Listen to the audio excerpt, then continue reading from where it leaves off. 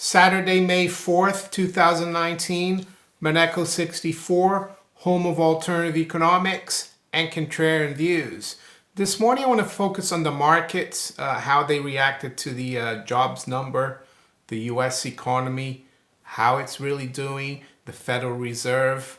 I've been following the US economy and other economies for over 30 years.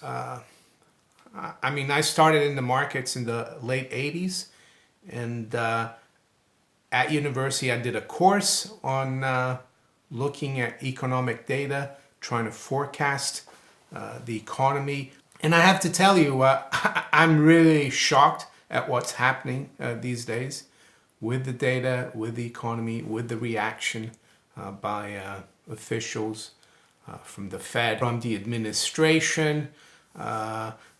And why am I shocked? Well, because it's such a, I think it's such a fake world we're in. It's the Federal Reserve and politicians, they've done so much to just keep the stock market going, to keep things going, especially after '08. It's become a total fiction, in my opinion. And it's going to be dangerous. Something's going to happen. I don't know what's going to happen because we are in unprecedented territory as far as the economy, the markets, monetary policy is concerned. I think a lot of people are going to get hurt. I think a lot of people already have been hurt, the general public and those more at the bottom of the economic strata. But the next crisis, whenever or however it develops, is going to be one for the ages, in my opinion. So yesterday I didn't really talk much about the markets. They're fairly quiet early in the morning. Of course, the data came out, so I'll go through the data. Just to let you know, people in the markets, yeah, they look at the headline number, the unemployment rate and the non-farm payroll increase, but they also look quite a bit at the average hourly earnings to see what the inflationary pressures are. If the inflation that the Fed has created over the years is translating into higher wages, because as you probably know, I don't believe higher wages create inflation. They're the consequence of inflation, which is the creation of money and credit. So average hourly earnings was expected to come out at 0.3% increase month on month, and it came out at 0.2. So I saw a headline yesterday about the economy being in a Goldilocks scenario, and I had to laugh. We used to talk about Goldilocks back in the 90s, in the economy in the mid 90s, and look what happened, at the dot-com bubble burst. Even though I think the economy was in much better shape fundamentally back then, but to say that we're in a Goldilocks scenario is a bit of a joke, in my opinion. But anyway, that was that gave the market a little bit of how can I say, the idea that the Fed will probably remain dovish, right? But the number that really told me that there is something wrong is the unemployment rate. I mean, the unemployment rate was expected at 3.8%, and it dropped to 3.6. So it was a lot better than expected. And believe me, back in the 90s, 10 years ago, 15 years ago, if we had had an unemployment rate at that level, interest rates would be a lot higher. People wouldn't be worrying about the Fed having to cut rates, especially with the stock markets near all-time highs for most of the indices. That's something that tells me there's something wrong when we need to be cautious. And what do I mean by cautious? Well, I mean by people who have a lot to lose, they need to be careful, I think, because politicians, central bankers, I don't think they really are there to look after the general public's interest. or even investors' interest. They're just there trying to keep things going, especially now. Politicians and even Donald Trump. And I have to say, I would be saying this even if someone else was president, talking about this. So they're just trying to make sure they get elected again. So this is why this is happening as well. Politicians and the general public as well, they have themselves to blame. They want everything always to be perfect. They don't want cycles to naturally occur, because like the forest, sometimes a forest fire is the best thing for the forest to grow again. The United States, every economy needs a little bit of a rest to make sure it can keep growing. We can't keep going like this. And that's what's a bit worrying. So those numbers, of course, the non-farm number was expected to rise 180,000 non-farm payrolls. It rose to 163,000. What you have to understand, these are not real numbers. They're surveys, and they extrapolate. They survey people about jobs, and they just make it up. There used to be a guy, he probably still does it, I'm not sure. His company is called Trim Tabs. And I forgot his name, but Zero Hedge used to put him on quite a bit, like his articles and like podcasts. And he used to look at the labor market through tax receipts, payroll receipts, not through this number. And it's a completely different story. But so the market did very well.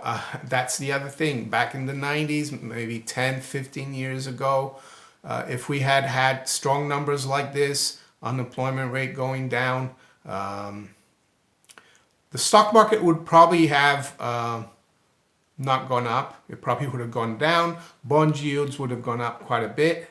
And that's how it went, and then if you had weaker number, the opposite would happen, and it would keep things in an even keel. But now it seems that the stock market goes up no matter what. Of course, and that's what the administration, the Fed now, they've realized that they're in a corner.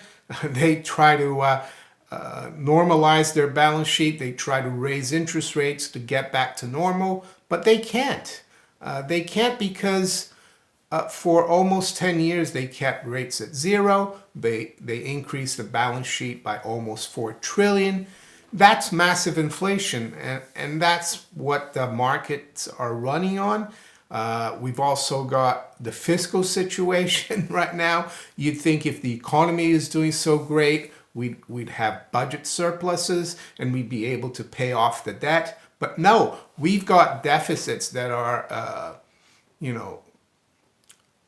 deficits that should be run during a recession right now. We've got 5% of GDP deficits.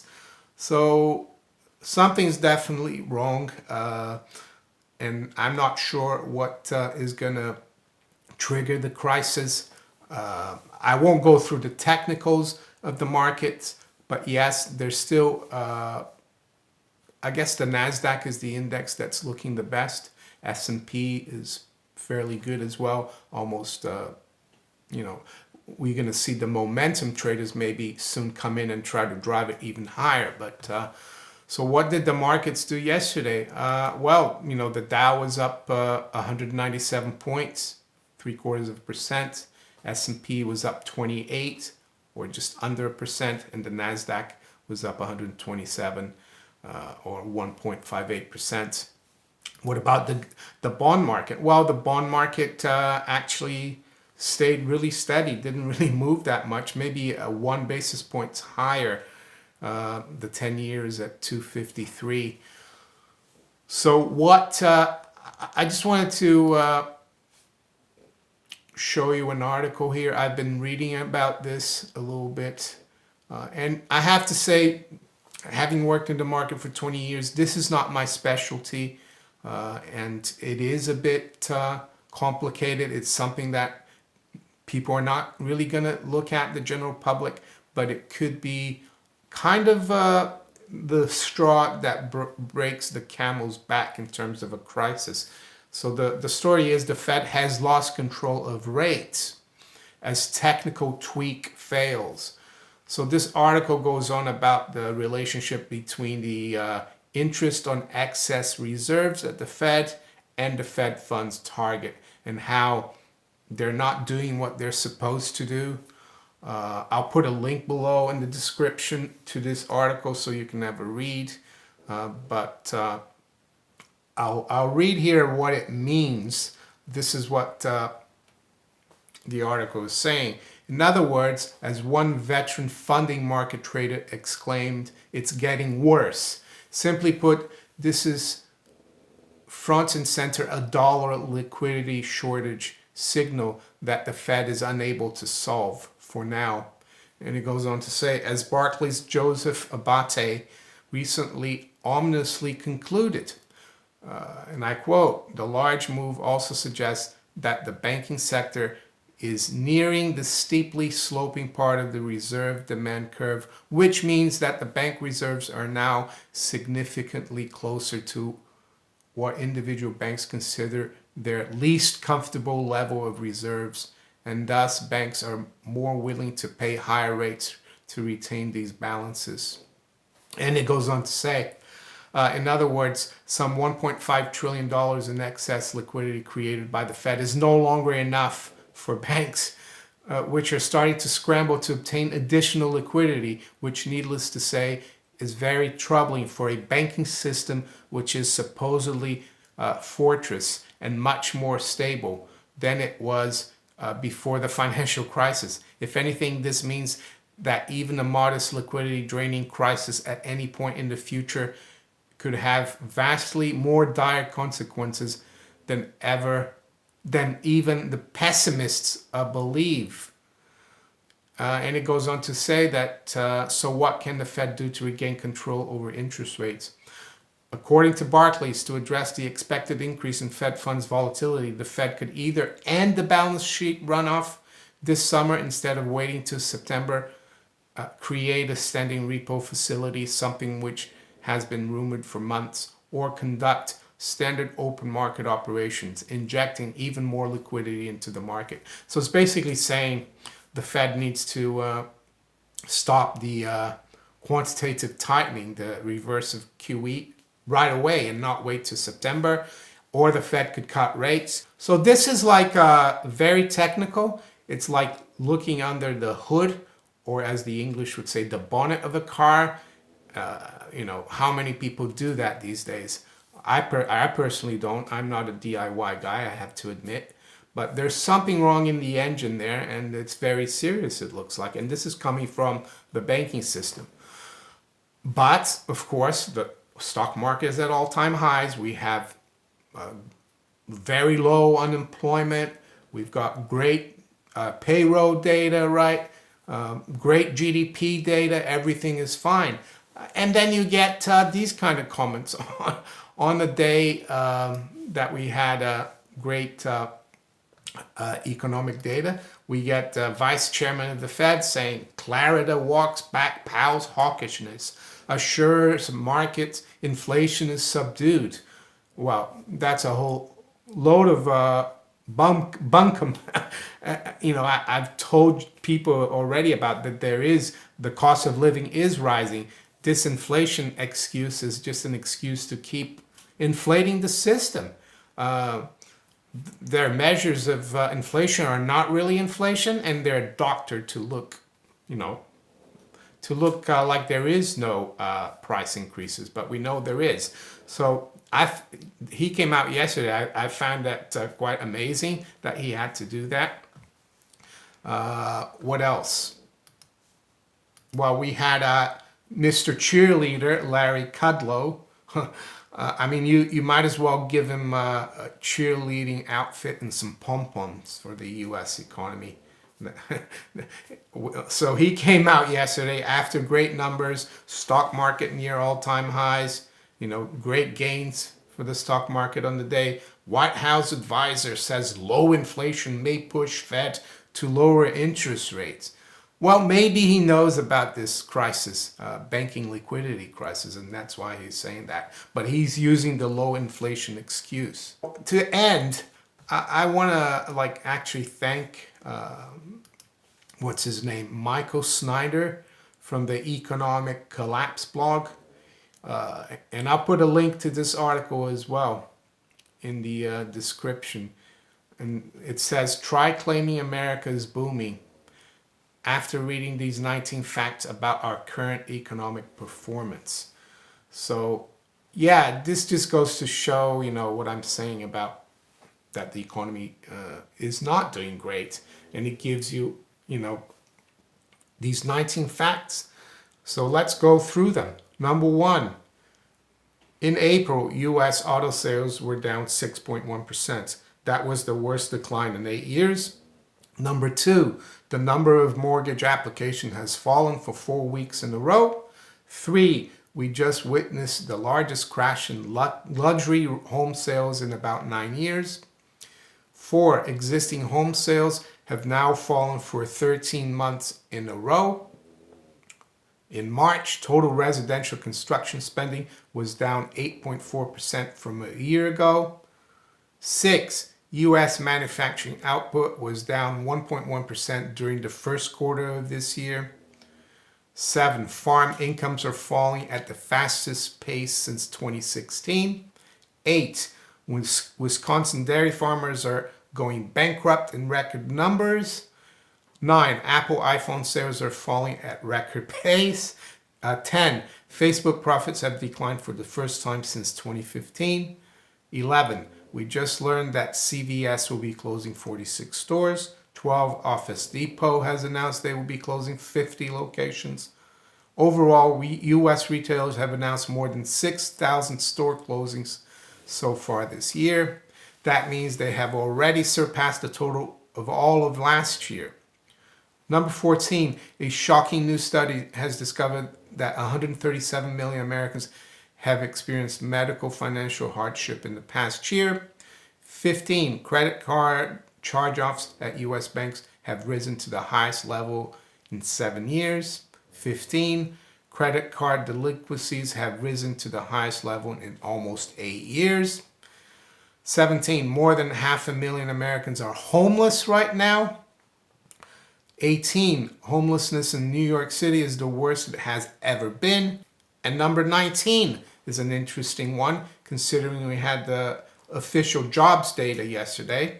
Nearly 102 Americans do not have a job right now. That number is worse than it was at any point during the last recession. So how can the unemployment rate be so low, 3.6%? Well, these people are not even, this 102 million people are not even in the workforce. They're not even looking for a job. They've given up. The 3.6% doesn't count them. As Benjamin Disraeli said, there are lies, there are them lies, and there are statistics. We are in a make-believe world, I think, in the economy and the markets. And I don't profess to know what's going to happen exactly and why it's going to happen. But in my opinion, from my experience in the markets and in looking at the economy over 30 years, I think there's something wrong out there. So be careful. If you enjoyed this video, make sure you hit the like button. Subscribe to the channel if you haven't yet. Make sure you hit the little notification bell above to be notified of all my new videos. You can also follow me on Twitter, Steemit, and on DTube. I wish you all a great weekend. Take care. Bye.